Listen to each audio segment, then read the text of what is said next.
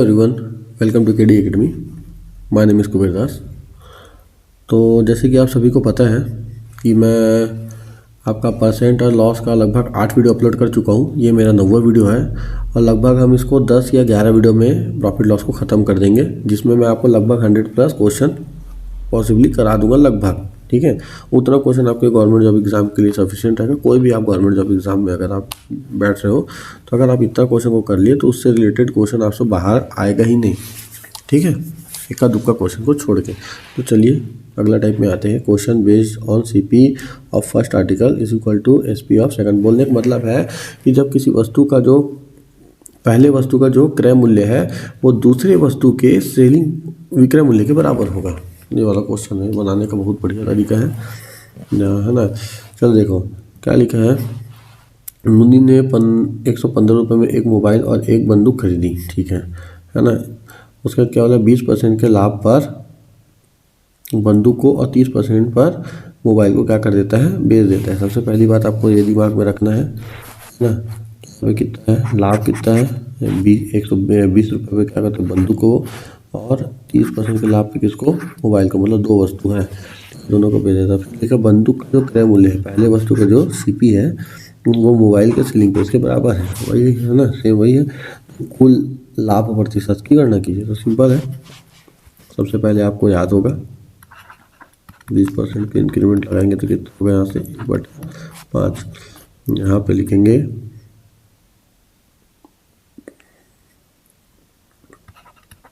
Gun और यहाँ लिख देते हैं अपन वस्तु है तो मोबाइल। इधर लिख देते हैं अपन CP लिख देते हैं, इधर लिख देते हैं अपन SP लिख देते हैं। तो 5 से कितना होगा, वृद्धि हो रहा है तो 6 होगा। ठीक वैसे यहाँ पे कितना बोला 30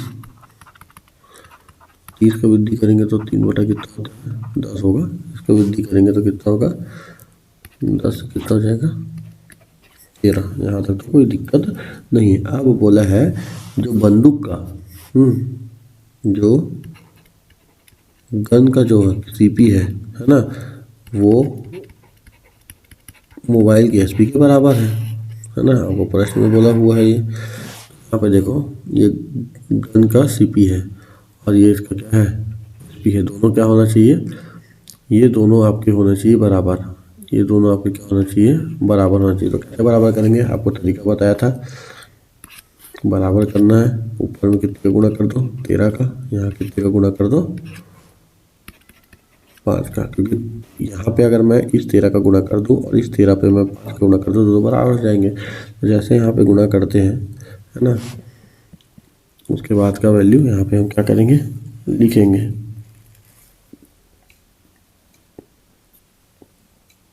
तो चलिए यहाँ से अपन गुणा करेंगे तो 13 पंचे कितना हो जाएगा 65 हो जाएगा, और है ना 13 से कितना हो जाएगा आपका 78 हो जाएगा। यहाँ से 50 हो जाएगा और यहाँ से कितना हो जाएगा 13 पंचे 65। चलो यहाँ से टोटल निकाल देते हैं। टोटल CP दोनों को जोड़ेंगे तो कितना आएगा 115 आएगा। यहाँ से जोड़ेंगे तो कितना आएगा आपका 8 2 3 13 और यहाँ से 143 आएगा। ठीक है, तो टोटल अपने को 115 रुपये में क्या किया CP। तो देखो यहाँ पे वही तो लिखा है क्या, 115 रुपये में क्या किया, दोनों वस्तु को क्या खरीदा था है ना। तो यहाँ पे कुछ नहीं करना है। 115 रुपये से कितने का वृद्धि हो रहा है यहाँ पे जी, इसको देखो कितने का वृद्धि हो रहा है, प्लस 28 रुपये का वृद्धि हो रहा है। 28 का वृद्धि हो रहा है तो प्रॉफिट परसेंट बराबर कितना होगा, प्रॉफिट बटे CP गुणा कितना हो जाएगा 100। प्रॉफिट कितने का है 28 का है, 115 गुणा कितना हो जाएगा 100। यहाँ से कुल राशि भी निकालना है। तो कुल राशि बोलेगा तो 28 रुपये यहाँ पे दिया है। कुल राशि कितना 28 रुपये। यहाँ पे 28 और यहाँ पे 28 है ना। तो ये और ये तो नहीं होगा, इसका उसका आगे देखते हैं। तो यहाँ से इसको काटते हैं 5 से 30 बार में कटेगा, 5 से कितने बार में कटेगा, ये आपका 20 बार में कटेगा। नीचे देखते हैं 23, दोनों में है 23, कोई दिक्कत नहीं है, गुणा कर लो 560 बटा कितना आएगा 23। इसको मैं हल करूँगा तो ये आएगा 24 सही 8 बटा 30%। इसका आ जाएगा सब। इसका क्या आएगा, पहला नंबर का क्या रहेगा, इसका उत्तर रहेगा। चलिए आगे बढ़ते हैं। सेम वही है। दो वस्तु को क्या करता है यहाँ पे, बेचता है। पहली वस्तु का विक्रय मूल्य वही बोला है, जो आर्टिकल पहले का जो सीपी है वो पहले वस्तु का विक्रय मूल्य, पहली वस्तु का जो सेलिंग प्राइस है ना वो क्या होगा दूसरी वस्तु की, है ना, मतलब आर्टिकल किसका, दूसरे का, आर्टिकल दूसरा, क्या आर्टिकल दूसरे में सीपी के क्या होगा बराबर होगा। बस इसको समझना है, बाकी फिर नहीं है।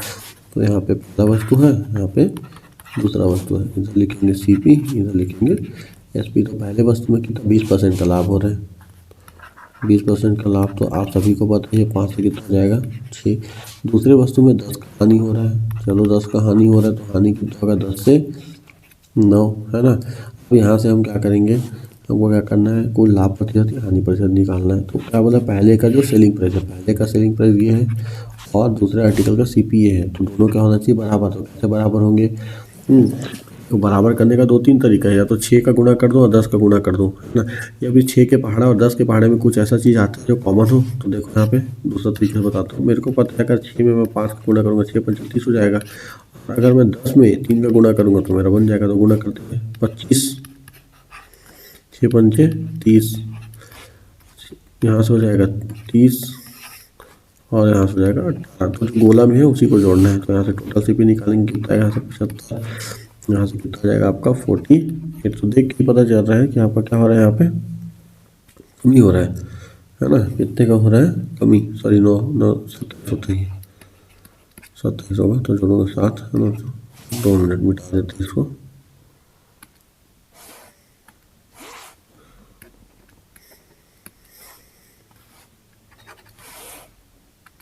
चलिए देखिए ना, कितना जाएगा 27, यहाँ से कितना जाएगा आपका 57।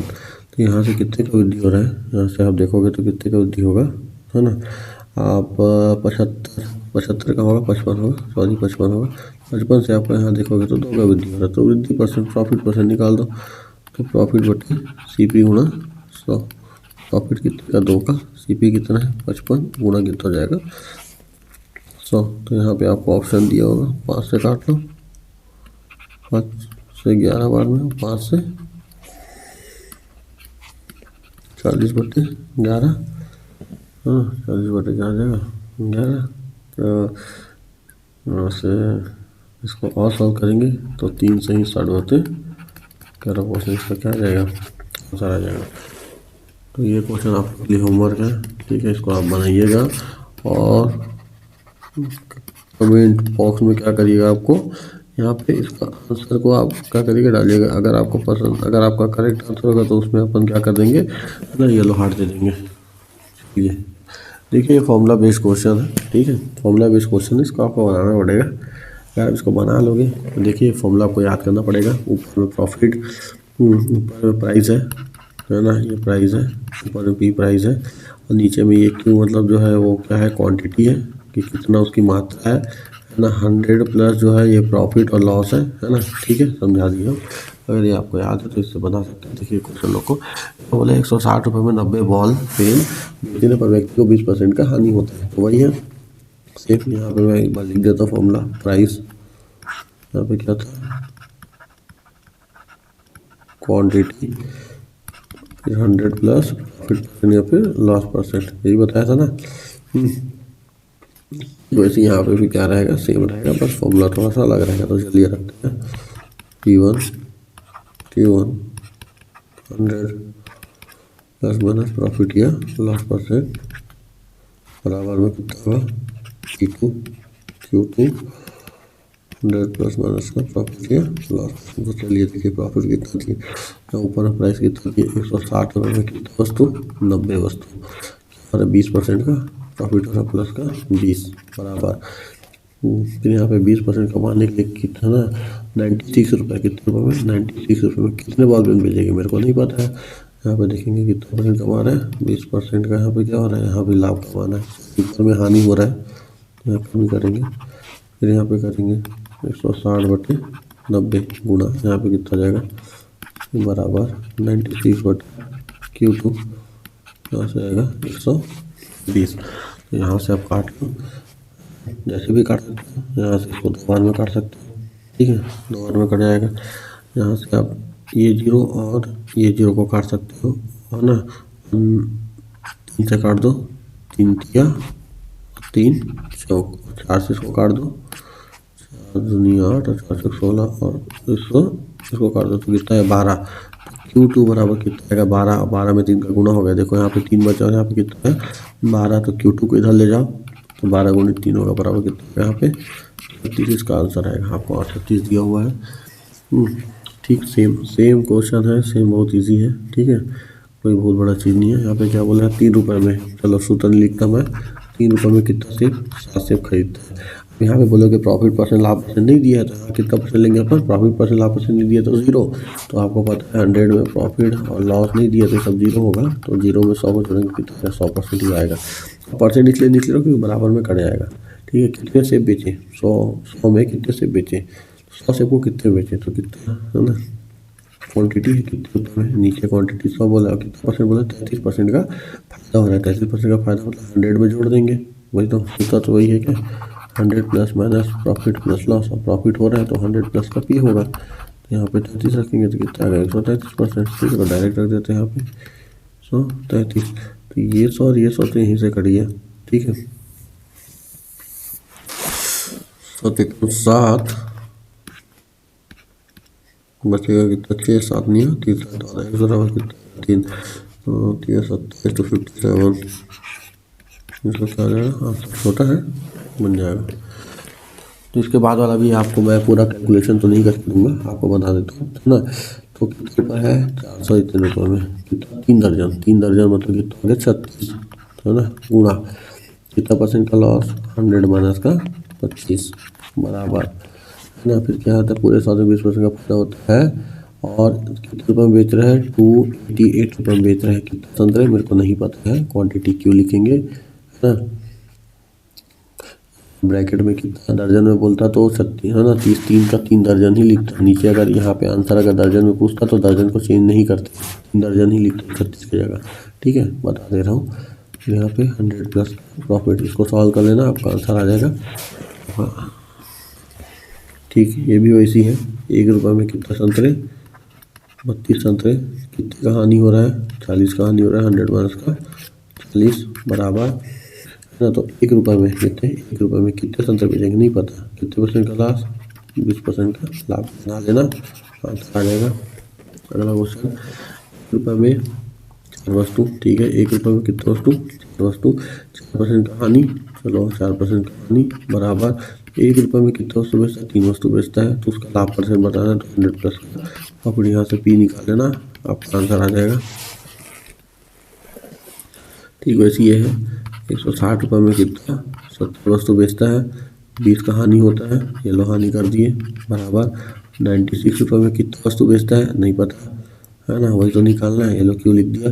और कितने का फायदा हो रहा है 20 का, तो यहाँ से 20 यहाँ से क्यों निकाल लेना, आपका आंसर आ जाएगा। ठीक है, टेबल आपकी होमवर्क है, बनाइएगा। ठीक है, तो अगर मेरा वीडियो आपको अच्छा लगा हो तो लाइक कमेंट सब्सक्राइब करिएगा। और मुझे बताते हुए खुशी हो रहा है कि हमारे यहाँ से 3 स्टूडेंट हैं है ना, जिनका सीजी पुलिस में चयन हुआ है। एक है सोनल, एक है सोनल साहू, एक है लीलेश। ठीक है, लीलेश, ये दोनों हम लोग के क्या बोलते हैं ऑफलाइन बैच के स्टूडेंट हैं। ठीक है, लेकिन अब मैं ऑफलाइन बैच नहीं पढ़ाता, मैं ऑनलाइन ही पढ़ाता हूँ। और साथ ही साथ एक मेरा दोस्त है जो कि स्कूल फ्रेंड है झनक। ठीक है, इसका भी इन तीनों जन का क्या हुआ है सीजी पुलिस में सिलेक्शन हुआ है। हमारे यहाँ से अभी बहुत सारे लोग का, एक तो नयन है ना, नयन जिसका सबसे पहले हमारे चयन हुआ था, उसके बाद है रवि। ठीक है, इसका भी क्या बोलते हैं आर्मी आर्म फोर्स में एसएससी में इसका चयन हुआ है। ये पहले अग्निवीर में था, अग्निवीर से एक इसमें आया, अभी एसएससी जीडी क्लियर किया है ना। उसके बाद फिर हमारे यहाँ से सोनल भी सिलेक्टेड है ना, लीलेश भी सिलेक्टेड है, और एक भूमिका सोनवानी, ये भी हमारे यहाँ से अभी जो नगर सैनिक बनी है ना, नगर सैनिक, ये भी हमारे यहाँ की स्टूडेंट है जो कि हमारे यहाँ से पढ़े हुए थे, इतने सिलेक्शन दिए हैं। इसका मतलब आप सभी अगर सच्ची दिल से अगर आप मेहनत करोगे तो जिस प्रकार से मैं भी सिलेक्टेड हुआ, जिस नोट्स को आपको मैं पढ़ा रहा हूँ वही नोट्स को पढ़ा के मैं यहाँ खुद टीचर के पद पे पोस्टेड हूँ, है ना, नारायणपुर में। तो ऐसे ही आप सभी के सभी आप सिलेक्ट हो सकते हो अगर आप ईमानदारी से पढ़ोगे तो, है ना। तो आज के लिए इतना ही, बहुत बहुत धन्यवाद।